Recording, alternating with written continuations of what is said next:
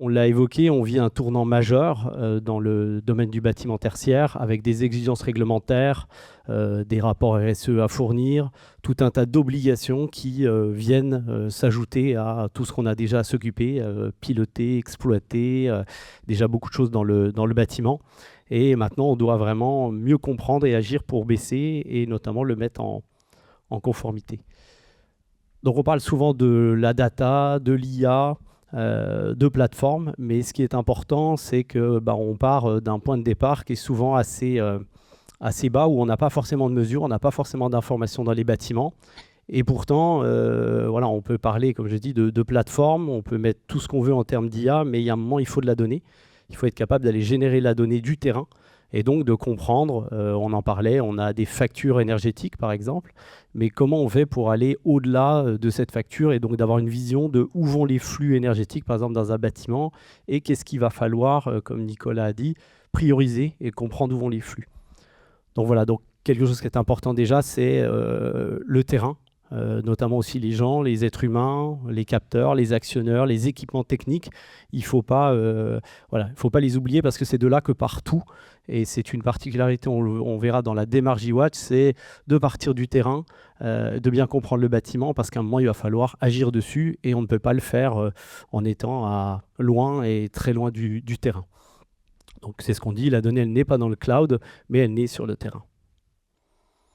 Donc actuellement, les solutions qui sont disponibles, on peut se demander pourquoi en autant d'années, on n'a pas plus avancé. Et on parle de, je crois, 10-15% de bâtiments qui sont, on va dire, en accord avec le décret BACS. Ça reste une estimation sur des centaines de milliers de bâtiments. Et pourquoi on en est là alors que globalement, les solutions, elles existent. Des solutions de GTB, on en fait depuis des années. Mais pourquoi on en est là ? C'est parce qu'on a un marché qui est fragmenté. Donc, historiquement, on a eu beaucoup de solutions de GTB, mais qui vont être en général assez chères, assez lourdes, mais puissantes. Ça permet de faire des choses extraordinaires. Mais par contre, elles sont assez peu connectées. Donc, elles sont très fortes en local, très fortes pour piloter, comme j'ai dit, des bâtiments complexes. Par contre, dès qu'on va vouloir étendre la capacité, la faire évoluer, ou aller raccorder une plateforme, par exemple, pour avoir une vision multisite, là, ça va devenir assez complexe, assez lourd et voire coûteux, on l'a dit, ou même de faire revenir des techniciens pour la faire vivre. Donc bien souvent, ces GTB, comme on le voit sur le terrain, elles sont mises dans un coin sur un ordinateur en local. Plus personne ne sait trop comment la faire évoluer. Et donc, ça pose des problèmes pour la maintenir et pour la mettre, par exemple, une GTB classique, compatible décret BACS, et ben là, il y a un défi pour les faire évoluer. On a eu aussi pas mal de naissances depuis une dizaine d'années de solutions IoT, arrivant un peu comme une solution un peu magique, facile à mettre en place, qui sauve tout, qui a des avantages parce que c'est des solutions qui se déploient, vous en verrez à côté, très facilement, très rapidement et qui permettent d'aller générer de la donnée dans un bâtiment de façon assez simple et rapide. Le problème, c'est que quand on déploie des capteurs IoT, par exemple dans un bâtiment comme celui-là, il va avoir, on le verra, des choses en place, des réseaux existants, des équipements techniques existants, où voilà, c'est pas la même chose de compléter avec des produits IoT que d'aller rendre communicant l'existant. Donc les solutions IoT, en gros, elles viennent apporter du complément, générer de la donnée facilement. Elles sont simples à déployer, mais elles ne suffisent pas, il faut d'autres choses. Et enfin, ça c'est plus actuel, où depuis quelques années, on entend beaucoup de plateformes qui promettent en gros de connecter les bâtiments avec de l'IA, de tout piloter à distance. Sauf qu'on l'a dit, il ne faut pas oublier que 10 à 15% seulement des bâtiments ont des solutions en place, on va dire conformes décret BACS, accessibles à distance, disons relativement modernes, pour pouvoir connecter ce type de plateforme-là. Mais quand on prend un bâtiment ancien à rénover, on peut mettre toutes les plateformes qu'on veut. Il n'y a pas de prise RJ45 disponible pour avoir les données et pour pouvoir piloter. Donc ces plateformes-là ont besoin de données, ont besoin d'informations. Et comme je disais juste avant, les données, elles viennent du terrain. Donc il faut avoir mis des équipements, des choses en place pour pouvoir les récupérer. Donc voilà, de la data, des belles promesses. Mais après, comment on fait pour agir sur, je parle de 90% du parc de bâtiments et pas seulement les quelques beaux bâtiments connectés. Donc, en gros, il faut un nouveau standard, il faut réfléchir et ne pas opposer forcément d'ailleurs des capteurs IoT à des réseaux traditionnels et non plus à des plateformes. Donc il faut une solution qui soit simple à déployer. On le dit, il y a quand même un parc important à mettre en conformité. On parle de 10-15%, des centaines de milliers de bâtiments. Comment on va faire si à chaque fois c'est très lourd, il faut tirer des fils, il faut enlever les systèmes existants. On ne va pas y arriver, on ne va pas avancer suffisamment vite et ça fait en général, on le verra, des coûts très élevés si c'est très lourd à déployer. Donc il faut des solutions simples à déployer qui s'adaptent à chaque bâtiment et sans tout reconstruire. Ouvert et interopérable, pourquoi? Parce qu'il y a déjà des systèmes en place, il y a déjà des réseaux. On équipe, on le verra cet après-midi, des hôtels où par exemple il y a déjà des solutions KNX en place avec tous des thermostats, toutes des choses qui sont déjà déployées. Hors de question de dire on enlève tout, on met des capteurs IoT à la place et ça va être super. Ça fait des coûts qui sont énormes et puis ça n'a aucune logique. Le but, c'est d'aller se connecter à l'existant. Et donc, pour ça, il faut être ouvert, interopérable, c'est-à-dire en fonction des technologies qu'on va rencontrer, il faut que ce système-là puisse interagir avec ce qui est en place. Alors, bien sûr, il faut des choses quand même un tout petit peu évoluer. Si c'est des choses très manuelles, à un moment, il va falloir mettre des choses qui puissent être pilotées. Mais il n'y a pas besoin de la dernière technologie sortie dernièrement. Complet évolutif, donc ça c'est aussi quelque chose, on le verra dans la méthode qui est important. Il faut qu'on puisse à la fois y aller progressivement. Nous, on prône beaucoup d'avoir des projets qui vont évoluer dans le fil du temps et pas forcément tout de suite aller piloter. On l'a vu parce que dans la démarche d'amélioration, c'est pas forcément, à moins d'avoir une très bonne connaissance déjà de ces bâtiments ou déjà des choses en place.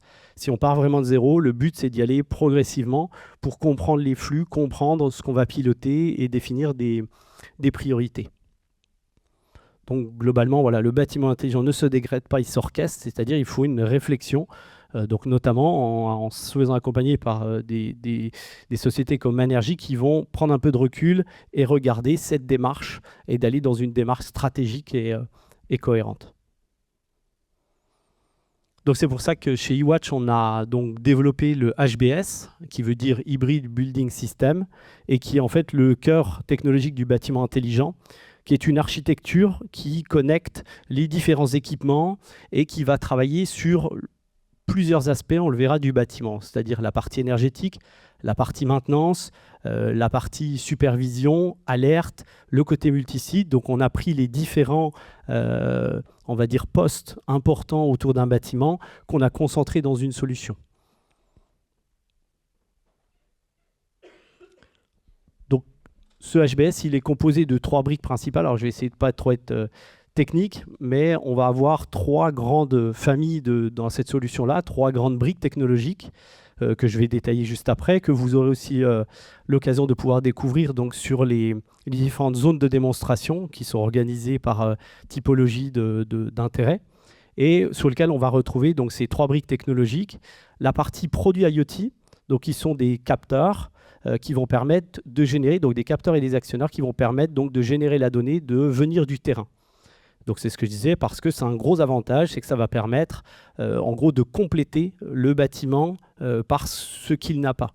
Et de manière très facile, très rapide, en général sans fil pour la plupart, et très longue portée.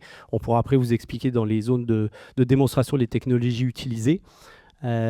Ensuite, on a la brique centrale qui est la clé de voûte, qui est donc le Synapse Core, et donc qui est une sorte d'automate hybride, une GTB hybride qui va venir combiner donc justement et faire l'interface entre le monde de l'IoT, mais également le monde du terrain. On le voit avec différents protocoles qu'on va retrouver dans des bâtiments donc, qui ont déjà des GTB ou des systèmes en place.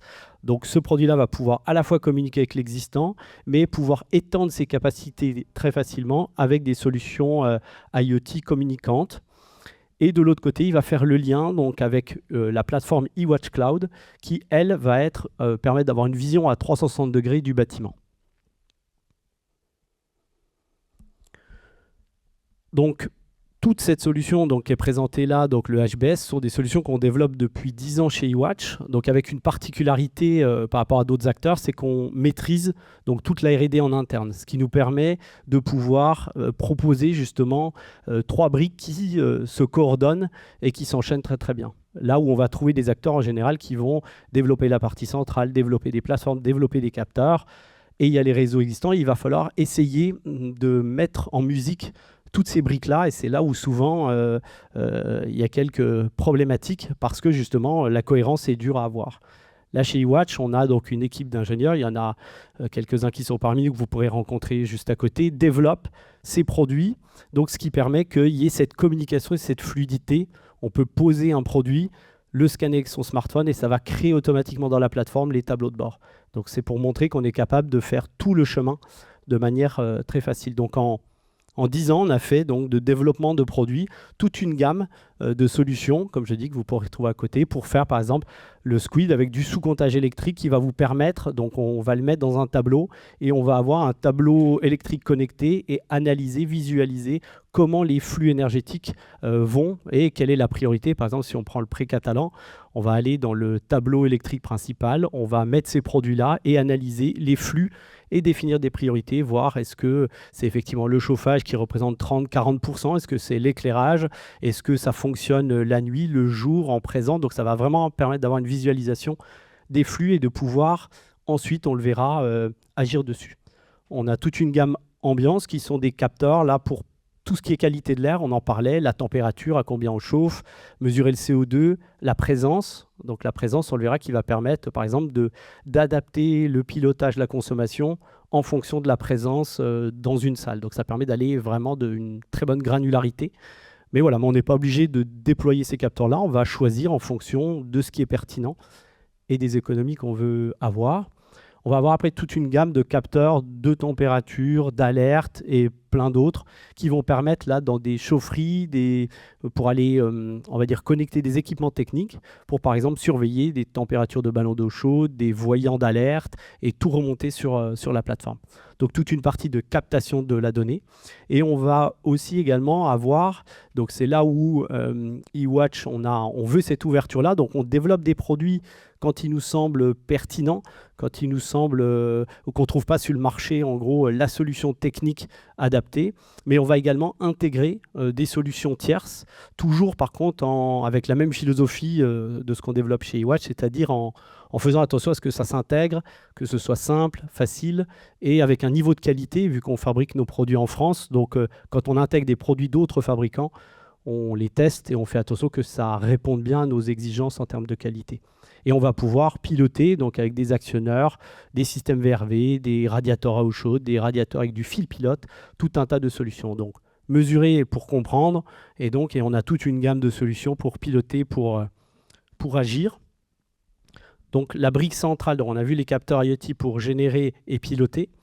Et donc on a le système Synapse Core qui lui est une solution hybride, interopérable et qui est vraiment le cœur en local, on le verra, du bâtiment et qui va embarquer à l'intérieur des scénarios. C'est-à-dire que lui, il va, en fonction de ce qu'on va lui paramétrer, pouvoir ajuster, par exemple, on le verra dans les hôtels cet après-midi, ajuster la température et aller piloter la climatisation, le chauffage en fonction de la présence, d'un niveau de CO2, mais aussi communiquer avec des outils de planning, par exemple des systèmes de planification, de réservation dans l'hôtellerie.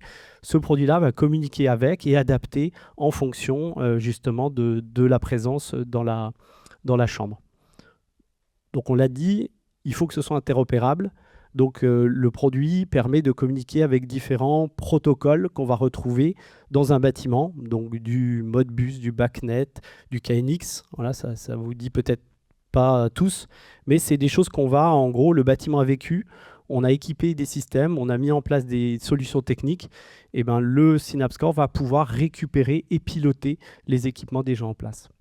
Et il a également donc la capacité d'avoir une communication sans fil avec des produits IoT. On utilise notamment une technologie qui s'appelle le réseau LoRaWAN, qui est un réseau qui permet, en mettant un produit, de créer un réseau sur un bâtiment sans fil et à très longue distance et qui va, sans mettre tout un tas d'antennes, pouvoir, même dans des hôtels avec des sous-sols ou des bâtiments assez complexes, on va pouvoir aller facilement déployer des capteurs sans fil sur le site. Donc voilà, c'est une GTB nouvelle génération, hybride, et qui a, on le verra, la particularité, comme je l'ai dit, de marier tout ce côté IoT, mais également une brique qui est très importante, qui est centrale même. On peut déployer tous les capteurs qu'on veut, tous les Synapse Core qu'on veut. Ce qu'il faut, c'est un système complet avec une plateforme qui s'appelle eWatch Cloud et qui est vraiment la tour de contrôle à 360 degrés pour le bâtiment, sur lequel cette plateforme-là va être à la fois un logiciel de maîtrise énergétique, donc un MES qu'on a développé depuis maintenant 8 ans, en collaboration d'ailleurs avec des bureaux d'études qui l'ont utilisé, qui l'ont exploité. Donc ça en fait un très bon MES. Ça va permettre également de faire la supervision technique et la maintenance. Donc on va pouvoir, vous le verrez après quelques exemples, et vous le verrez aussi dans les démonstrations, aller faire des visuels de supervision qui va permettre de communiquer avec la maintenance, le facility management pour donner les informations, les alertes et avoir une visualisation claire et à distance, multisite, de ce qui se passe par exemple dans 10 chaufferies et de recevoir des mails d'alerte pour pouvoir agir. Donc c'est également un outil de reporting énergétique avec des envois de PDF réguliers que vous pouvez personnaliser, adapter, et réglementaire. On le verra, on peut faire des rapports par exemple pour l'ARS, vu qu'on doit surveiller les températures donc de l'eau chaude à différents points. Et il est important d'avoir cette traçabilité pour les risques notamment de légionnelle, et qui est une obligation réglementaire. Et donc ça va être fourni automatiquement par la plateforme une fois configuré par notre partenaire. Donc c'est également une hypervision multisite, ça c'est quelque chose qui est important, c'est ce qu'on disait, on est une foncière, on a plusieurs bâtiments. Le système va permettre d'avoir une cartographie de tous vos bâtiments, vous pourrez voir aussi des exemples, et de savoir où est-ce qu'il y a des sujets et quel bâtiment équipé. La particularité aussi, c'est qu'on intègre dedans le raccordement à tous les fournisseurs d'énergie, donc que ce soit Enedis, CPCU, Fraîcheur de Paris, donc différents réseaux de chaleur, différents fournisseurs d'énergie, le gaz également. Et donc ça va permettre de faire une vision de tous ces bâtiments remis au mètre carré, de pouvoir benchmarker et de savoir sur quel bâtiment je vais travailler en premier, comme on le disait avec Nicolas tout à l'heure. Donc ça, l'hypervision multisite, ça permet d'équiper un bâtiment le plus prioritaire, d'avoir la vision de l'ensemble de ces bâtiments et de pouvoir prioriser et d'avancer dans la couverture de l'ensemble de ces bâtiments. Donc la particularité aussi, c'est, on l'a dit, un des problèmes dans tout ce qui va être GTB, c'est qu'on va avoir l'automate, si on l'appelait comme ça, qui va être dans le bâtiment. Et pour le faire évoluer, parce que on a des étages qui sont plus utilisés ou on a fait des changements, il faudrait faire revenir à chaque fois un technicien pour intervenir sur cette solution de GTB. Là, avec eWatch Cloud, on peut changer les scénarios à distance et faire évoluer depuis la plateforme vers de nouveaux scénarios, nouvelles modifications, sans avoir besoin d'aller à chaque fois sur l'ordinateur et de pouvoir interagir dessus. Donc on a vraiment une prise en main très forte à distance pour pouvoir le faire évoluer. Donc en gros, c'est un seul environnement qui va permettre d'observer, de piloter, d'améliorer la performance de tout le parc immobilier. Donc quelque chose qui est important, à l'origine, j'ai travaillé également dans l'industrie, quelque chose qui est important, c'est de bien comprendre qu'on a un fonctionnement local et cloud. Quand on se dit qu'on a une plateforme, on se dit, d'ailleurs c'est ce qui peut se passer dans des solutions IoT, on va avoir la plateforme et on se dit qu'on va tout piloter, que ça va être magique depuis le cloud. Le problème, c'est que y a des fois, il n'y a plus Internet et il n'y a pas de communication. Et là, on se retrouve avec un souci. Donc, c'est là où, avec le HBS et notamment le Synapse Core, on a vraiment un fonctionnement en local. Donc, en gros, le produit a toute l'intelligence embarquée et le cloud va juste faire évoluer des paramètres. Donc, ce qui permet que quand on coupe, en gros, le lien, il y a un fonctionnement continu du système. Donc il marie les deux mondes, il n'est pas que local, il peut être local et il bénéficie en gros de la puissance du cloud, et ce qui permet d'avoir quelque chose de fluide et de vraiment connecté et évolutif.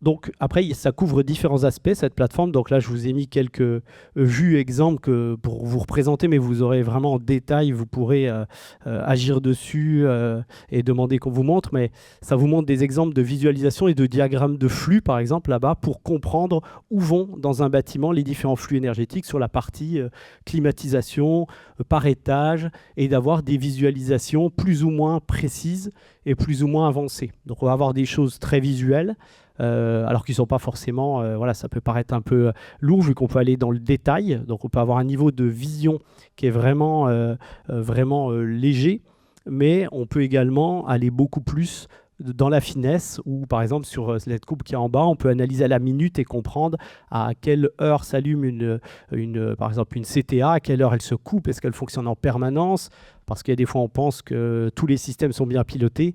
Là, avec ça, on va vraiment comprendre combien ça consomme en présence, hors présence, et de pouvoir analyser finement la donnée, et avoir des notions de coût, et de comprendre, comme je disais tout à l'heure, où vont ces flux énergétiques et est-ce qu'il y a des problématiques par rapport aux objectifs qu'on s'est fixés.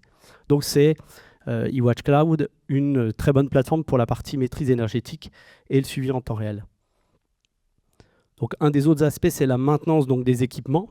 Donc pour avoir une supervision, donc là ça va être adapté aux mainteneurs et aux sociétés de facility management, mais d'avoir une vision des synoptiques multisites et comprendre quand on a des problématiques sur l'eau chaude sanitaire, la température des ballons, pouvoir voir si on peut ajuster par rapport au risque par exemple de légionnelle ou si tout est OK. Donc ça va permettre à distance déjà de réfléchir au plan d'action et qu'est-ce qu'on va mettre en place et que le mainteneur puisse vraiment changer la manière en gros d'agir avec le client là où on était plus, comme on l'avait dit, dans du curatif. J'ai mon ballon d'eau chaude qui est descendu en température, j'ai les gens qui descendent à l'accueil pour dire j'ai plus d'eau chaude, il faut rembourser les chambres, ou, enfin, voilà, ça peut coûter très très cher. Là, en pleine nuit, il va y avoir CPCU, par exemple le réseau de chaleur qui coupe. Eh ben, le mainteneur va être prévenu par une alerte, pouvoir voir avec la plateforme et pouvoir intervenir la nuit avant même que l'hôtelier ou les clients s'en rendent compte le matin. Donc ça, c'est vraiment très intéressant pour changer le métier et faire évoluer le métier avec des solutions qui sont visuelles. Un des autres aspects que permet la plateforme, c'est l'amélioration du confort et de la qualité de l'air. Donc dans des établissements de bureaux, par exemple, ça c'est les bureaux de Stimo de la société Harmonia qui sera là cet après-midi à la table ronde et qui va permettre donc là d'avoir des visualisations étage par étage et de surveiller si dans des salles de réunion, par exemple, ou des open space, on a un bon niveau de température. Parce qu'un des soucis, c'est il y a l'aspect énergétique qui est important, mais il y a l'aspect aussi confort des occupants. Notamment quand on a un travail sur le bien-être, on va dire, des salariés au travail, c'est de bien vérifier que est-ce que la ventilation fonctionne bien, est-ce que l'air est suffisamment renouvelé, est-ce qu'il faut juste des fois aérer. Et donc la solution permet de faire des visualisations, de comprendre comment fonctionne le bâtiment et qu'est-ce qu'il va falloir mettre en place.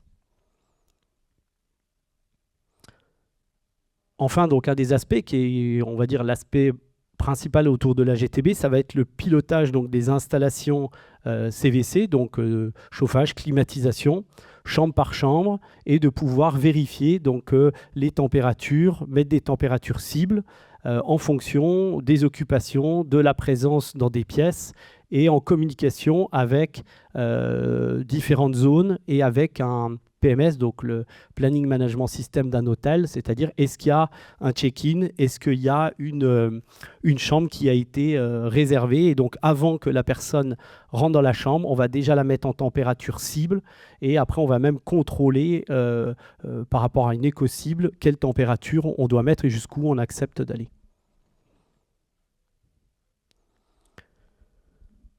Donc, tout ça, c'est la partie technique. Après, il y a une méthode, c'est qu'on conseille, on va dire, en fonction de la maturité. On le verra cet après-midi. Il y a des gens où on part vraiment de zéro, donc on va vraiment mesurer, on va vraiment partir de cette première brique de mesurer.